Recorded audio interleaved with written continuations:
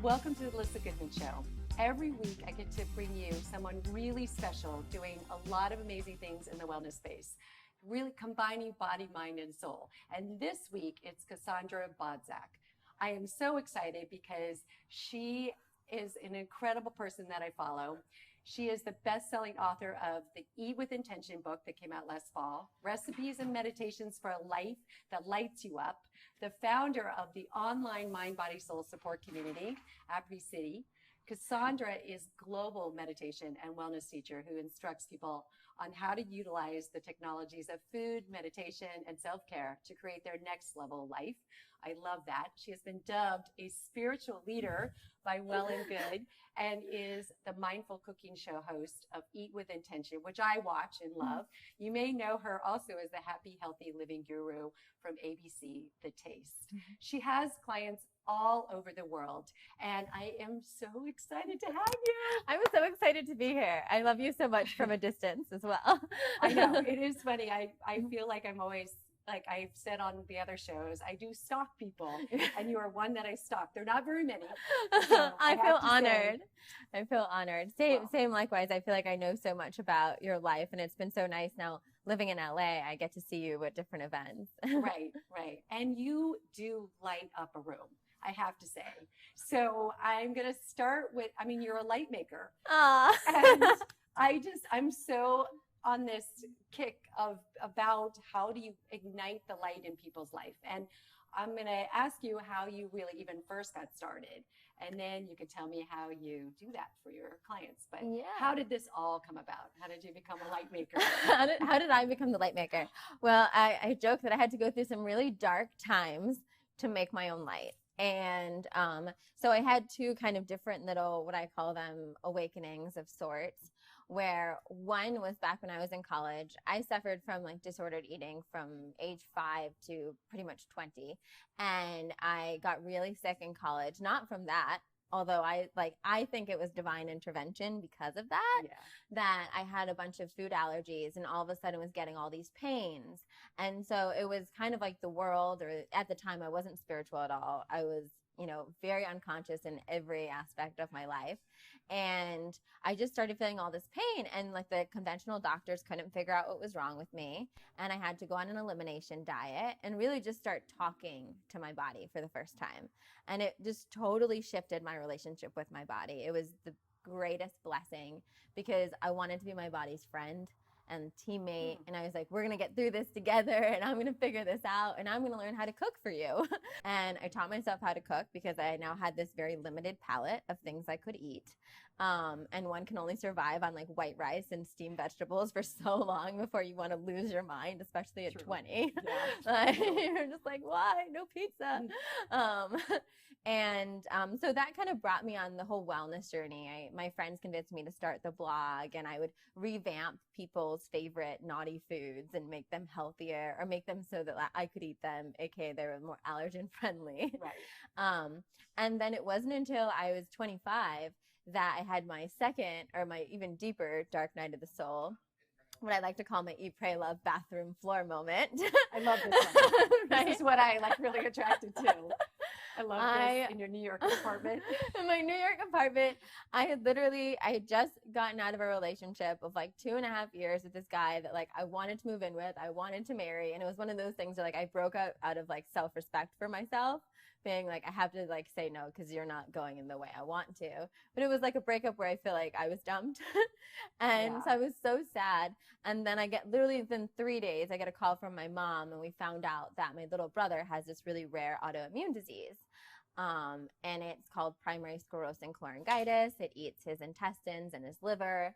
And I did the thing that you never do when you find out someone you love has a diagnosis. And I looked on the internet, and I don't know why anybody puts like life expectancies for diseases on the internet, but and I just lost it. I just lost it. He's my little brother, and like I like looked at him as like this little angel child, and I just like it was my first like real crisis. I fell into like a puddle on my living room. I had this couch. It was one of those weird, it was like a New York apartment, so it was Right. tiny. But I fell into like a crevasse between like the couch and like my hallway in this like little nook. And I just like laid there on the floor for hours, just like bawling and bawling and bawling. And I had like my like what come to God moment or whatnot, where I wasn't even like intentionally coming to God. I was just more desperate than I'd ever been in my whole life. And it was just like, God, show me how I'm supposed to live. How am I supposed to figure out and, go through my day knowing that my little brother is climbing this incredible mountain, knowing that there might be a time when he's not even here. And I just like lost it. So that was my biggest turning point. That is it's heartbreaking. It was definitely, it takes those things to really push you over the edge. It's like looking back, it's crazy because when I wrote the book, I had to get my brother's permission to write some of the stories in it because I didn't want to put anything out there that he would be upset with. And it made me actually have to tell him how, because we had never had that conversation because, he was in and out of the hospital. We were just making sure like he was okay. I never really told him how much that changed my life. Like that single moment in the years to follow of like being with him through a lot of it totally changed the course of my life. It was like I started meditating the next day. I woke up, I had prayed the night before, prayed or screamed or whatever you want to call it. It was like, tell me what to do. It doesn't really matter. I don't know if it's a prayer. However you do it. Right? I was begging for mercy. Yeah. And then I woke up and I just heard to meditate. So I opened up my laptop and I love this part too. I went on YouTube and I started meditating, and that was how everything began. I just looked up all these different things. I looked up, okay, what's, a guided meditation or a Kundalini meditation, Louise Hay or Wayne Dyer. Like I looked up all the different things. Were you attracted to, Louise Hay and Dyer more so than others? Were those some of your guru people that you went to? Loved Wayne Dyer. Yeah. Everybody does. I love him. There is something that I would watch some of his lectures and I just like felt like he was like a father to all. I have such a good relationship with my dad. I love my father so much, but like he just felt like another father figure that just like wants the best for you. Mm-hmm. And so I really related to that. And I also really related to Louise Hay about you can heal your body because I had already gone on that journey. So much of that was like, like I'm on this page. It came so close, came so easily to me. Right. I mean, but I tried everything in the beginning. I went to like a Buddhist monastery in Brooklyn. I like to take meditation classes, was like, this is not for me. I mean, it's great if someone, but I encourage that. Like try the buffet. I certainly tried all the flavors and then I narrowed it down to what, That's cute too. to what I liked. And I love the part about, just opening up your laptop and like seeing what speaks to you. Yeah. Because I think it doesn't have to be so. We talked earlier about, going on these exotic trips or these, retreats to Bali or India. Yes, no, I love it. Be in your apartment or in your house. I think that's so true because anybody that's actually been in a moment like that, and I know you've had moments like that in your life, most often when you're like really in those moments, I'd say for most of us, going to Bali is not an option. Right? True. There's like real life responsibilities that now you have to handle more than ever and you can't escape, unfortunately. And maybe it's a financial thing, or for me, it was not only financial, but it was logistical. I wasn't about to go on an exotic vacation when my brother was going through this. Yeah. I had to be there. So being able to hole up in my apartment, and I gave myself a retreat of sorts, unintentional. Yeah. It was just me having to do it. Right. And so many people I hear, and they ask, they're like, how do I start meditating, or how much should I meditate? And I'm like, I would treat meditation, I do it on daily practice like a vitamin. Yeah. But I always say like you should meditate like you should medicate, right? If you're in a lot of pain. Smart. Yeah. If you're like, I was in tremendous amounts of pain. So yeah, I locked myself in my apartment and was meditating for 5 hours a day. Right. I was feeling good. I wasn't doing it because I thought I was going to get some spiritual gold star. I just needed it to survive. Mm-hmm. And so you were saying earlier just now about, so you do this on a regular basis. This is part of your routine. This is like taking a multivitamin. Yeah. It's like your meditation. What other things do you do on a daily basis that keeps you sane? Yeah, Matt, that's why it's so funny. People, I feel like you relate to this. Shiny. Right? Because it's like, people are always like, oh, isn't it a lot to like have this like daily rituals, this daily routine every day? And I'm like, I would not function without. Like, they're strictly there to support me so I can show up and do everything and be a nice person to everyone while I'm doing all the things. So I always meditate in the morning. I also go on walks in the morning. I'm a really big believer in getting 20 minutes of sunlight in your eyes for your circadian biology. I feel like that's really helped my hormones. So that's become like a really important part of my life as well. And why do you say in your eyes? Because this is interesting. I know the answer to this, but people out there might not know the answer to this.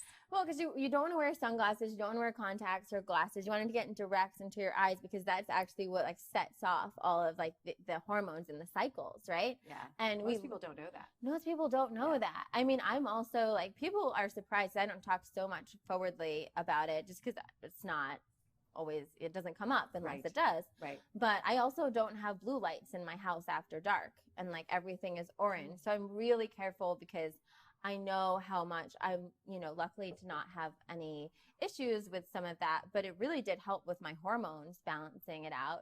Wow. And I feel so much better. I'm able to sleep better, when I can get on that cycle, especially if you're traveling. It's so important to stay there. Yeah.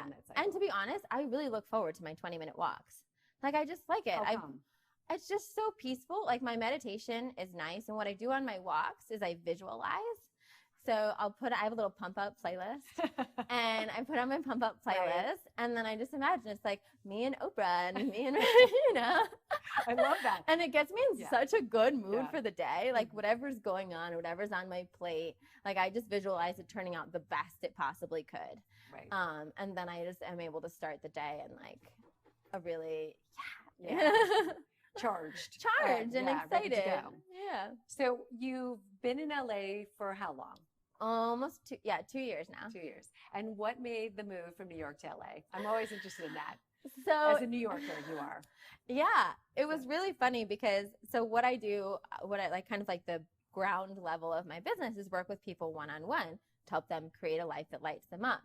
And so I'm all about lifestyle design and conscious lifestyle design. Yeah. And I'm also like an integrity Nazi with myself, right? Yeah. As far as like, am I out of alignment with anything I'm putting out in the world? And so I had a conversation with one of my girlfriends in New York it was one of those 2 years ago. We had 3 blizzards right after another. And I was calling her during one of the blizzards. I was like, I'm so done with this. Like, I'm over living in a small East Village apartment with like a half kitchen, like with like barely any windows. I want to live by the beach in LA. I want to have lots of windows. I want a big white kitchen. Like, I want space. Mm-hmm. And she was like, haha, me too. Don't we all? Like, that'd be great. And I was like, no, but like, this is what I do. Mm-hmm. And like, so I hung up the phone with her and she was like, you're a nut, which all my friends like, okay. And I was like, no, like, it was the first time I really realized that I wasn't fully, I hadn't caught up with myself yet, So I was like, okay, let's make some moves. Now I realize this is like very clearly what I want. I put in notice with my landlord like that day and then started looking at apartments. I ended up moving like 4 months later because I had to write out my lease and like get things in order. But yeah, there was definitely a moment. I had lots of business contacts in New York. All of my friends are in New York. My family is in New York. It was a very illogical move. Literally it was to live by the beach. Yeah. And you can always go back. I can always go back. And the beautiful thing is with our industry, and for me, do it anywhere. We can do it anywhere. Yeah. And there is a great community for it here. But to be honest, that was not a factor at all for me. Interesting. I really just needed to be by the beach. Right. For yourself. For my sanity and for myself. And I asked for confirmation because of course I got cold feet, as you do when you're making like a cross-country move that's completely irrational. Yeah. And I got this beautiful full body confirmation in this meditation that I did where I just saw myself like in LA, like all these things that were going to go on, and how I was really going to need the beach to recharge. Yeah. And I can like 1,000% say, I don't think I would have made it through that book launch without the beach. Right. So was it love at first sight when you came here, or there was an adjustment period? I'd visited a few times, so I knew. So you knew what you're getting into. And it was love at first sight at Santa Monica. Right. I don't think, like Santa Monica, Malibu, Venice is like my area. I don't think I would be able to live anywhere else. Yeah, farther east. Inland. I couldn't live inland. I know what you mean. But I do, and it's hard. So water does recharge you. Water relaxes you. It's like, that's a big part. I go to the beach probably 4 to 5 times a week. Wow. That's amazing. Not for like huge periods of time because I have a lot of stuff to do, but like I will go and check in with the ocean, and that's like a big part of my spiritual practice too. Right. So tell me about the book, Eat with Intention. I have to say I watched some of your YouTube about Eat with Intention, and there was one that you were massaging kale. And it was cracking me up because it was just like, it was so beautiful though, because none of us do this enough. I shouldn't say not all of us, some do, but you were like, just breathe and massage the kale. And it was so beautiful. Like we just massaged the kale really fast. Right, we're gonna get this bowl done. But yeah, no, I mean, Eat with Intention, both the show and the book, is really about combining food with also the whole lifestyle, right? The mindful living approach to it. And I love, like with the show, I try to really, I try to incorporate them in a way that it's like with the massaging the kale, being like, whether it's, massaging the kale of your life and just sitting with something, like actually just paying attention to like what's right in front of you right now and being in that moment. And I feel like so many people just cooking, but life in general, don't like get the juice out of life because they're like just getting through it. They're just like getting through it. And there's so much juice to life. There's so much. There's so much, right? Right. So much. I know. It's a very good point. And so the book is really a manual. It's funny because I think it's a little tricky. Some people think it's just a recipe book, and it's really a manual for getting back in touch with your body, for tapping into your body's wisdom on like the beginner. I don't want to say the beginner level, but on the primary level of being like, what foods and what exercises make my body feel the best, and then how much rest does my body need to feel its best? Because I believe it's not one size fits all. Yeah. And we are actually the ultimate CEOs, the ultimate doctors, the ultimate whatever of our lives. And so we know better than anyone else. So this is like the book to end all fad books. I hope. Yes. To just be people like, here's your power back. Just because so-and-so is like a New York Times bestselling author, maybe has a PhD in whatever, great. Read their stuff, take it in, but then run it through your body, see how you feel doing it. And don't be afraid to say, you know what, that might be great, but it's not for me. Right. And then it has recipes. Every recipe has a meditation and a mantra. So you can use the back as an oracle deck. Oh, fabulous. I know. I think we've gotten away from that. I think that it is all about, the really good energy into food and really good energy into our life. And the food is huge. Because you can sit in front of a kale salad and you'll be stressed out, right? And the intention is not there to really enjoy it and to absorb the nutrients. And you'd rather be eating a pizza or a burger. Right. And you're probably the best person to be a spokesperson for this, but I tell people all the time, if you're eating a kale salad from a place of like stress or hating your body and being like, I'm gonna eat this kale salad because I need to lose 10 pounds, you might as well eat a donut. Like you might as well eat a donut from like a relaxed, like fun place, and you probably would digest it better. Right. Exactly. No, I know. That is a very good point. So what are some of the obstacles that come up for you with clients? Any that you can speak of from people that you deal with on a daily basis? Are they similar? Like people have this kind of block? I would say, I'm trying to think of to lighten up their own passion and I think their perfectionism is something that I see that like I am so lucky that I'm so far from a perfectionist. It's like sometimes I wonder about myself. Wow, I need to hang out with you more. Like I am calling myself out here. I'm not a very organized person. I'm clean, but I'm like nowhere near like OCD clean. And even that was like a skill I had to learn. But what I see in a lot of my clients across the board is like perfectionism paralyzing them. and how, especially I tend to work with a lot of entrepreneurs. So a lot of people that are launching businesses, trying to be out there publicly. And so they'll see it and they'll be like, oh, I want to do this. And I'll be like, okay, just go do it. Like, well, I don't know how to write copy. I still don't know how to write copy. Right. Who cares? Like, just do it. Write something. Right. You know, or like with the video. Just get started. Like, put something on YouTube. Just put it up. And being able to admit that it's never going to be perfect the first time you do it. Right. And the longer you wait, I mean, why? Like, the more you're preventing yourself from getting on that path, from following what genuinely lights you up. And the truth is, no matter where we are in life, no matter how much money we have, how connected we are, like how happy we are, or whatever, like we can always think of a million reasons why something won't work out, or why we're not good enough for that thing, or why it happens for her, but not for me, you know. But if we just say like, F it, let's go, and do it, I see that, and I've even seen that on the level of food. Right. Where I've had people that are scared to get in the kitchen and cook things. Yeah. Because they're scared it won't be perfect. And I'm like, put avocado on a piece of gluten-free toast. There you You're go. a cook. Right. Perfect. Right. You know, like, just don't Instagram that. Right? You don't have to, like, we can just start where we're at and get going. So I think that's the biggest thing from wherever you're at, whether it's meditation or starting a business or dating or whatever, just go for it. Go for it. And then how do you get people to do you just, once you say just go for it, what percentage just go for it? I guess since they hire you, they're looking for you to help push them. Absolutely. Right? So I think on one aspect, the fact that that's how I've lived my whole life and they can see the proof in that pudding helps.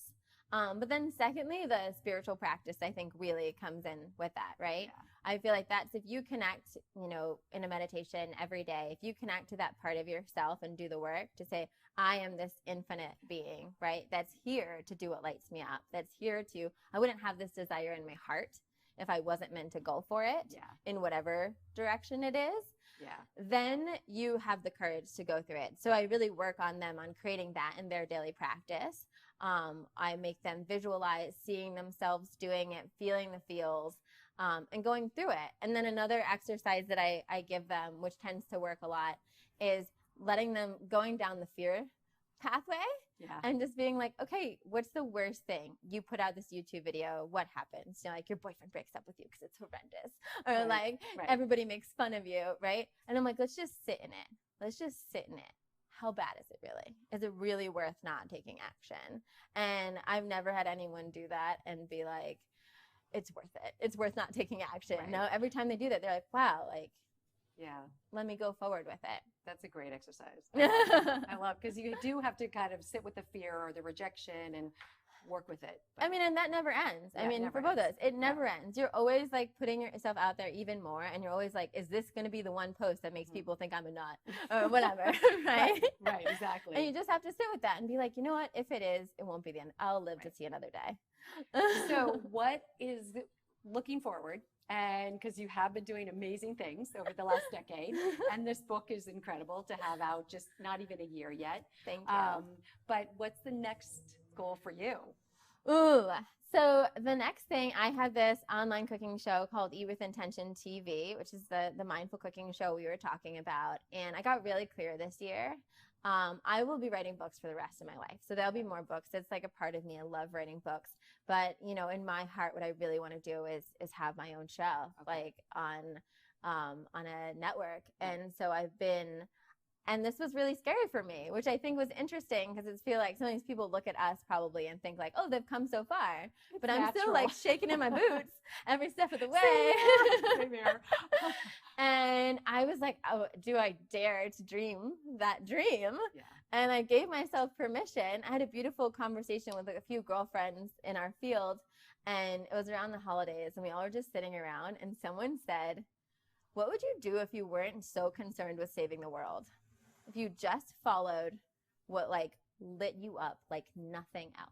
And not thinking about anybody else around. And we're not thinking about that, you know? And I was like, oh my God, do I have permission to think that? Right? Like so much of my thing has been like, how can I help? How can I help? How can I help? Yeah. But then we always forget like that there's a beautiful John Lennon quote about it. I'm going to butcher it, but something like, you know, your greatest gift to the world is coming alive. Doing whatever makes you come alive, it will be of service. Yeah. you know? And that's when I was like, I want this cooking show. I really want this cooking show. So that is in the works right now. We have some like very exciting talks going on, and I hope that will be the next big announcement. It is too, because I could totally see you getting there, because you you really have gotten everything that you've wanted. You've manifested everything so far. And so just by not being like, afraid. By being afraid and going it anyway, and kind of being willing Right. to take the path less traveled and Right. have a bunch of people think you're nuts. Right. That's kind of And how being okay with it. Exactly. Yeah. It's kind of part of the package sometimes. That's such a beautiful, I love that. Not even being okay with having people think you're nuts. I'm going to use that because I think that's the same for me too. So, yeah. Well, I loved having you. I love being Absolutely. here. You're a delight. Thank you so much. To get to talk to you more and get to know you better, and just tell people how they can find you. Yes. It's probably pretty easy. Yes, you guys can find me on CassandraBodzak.com, at Cassandra Bodzak on all of the social media. You can watch Evas Intention on EvasIntentionTV.com, on my YouTube, Cassandra Bodzak TV. Nice. Love you. I love you. Thank you.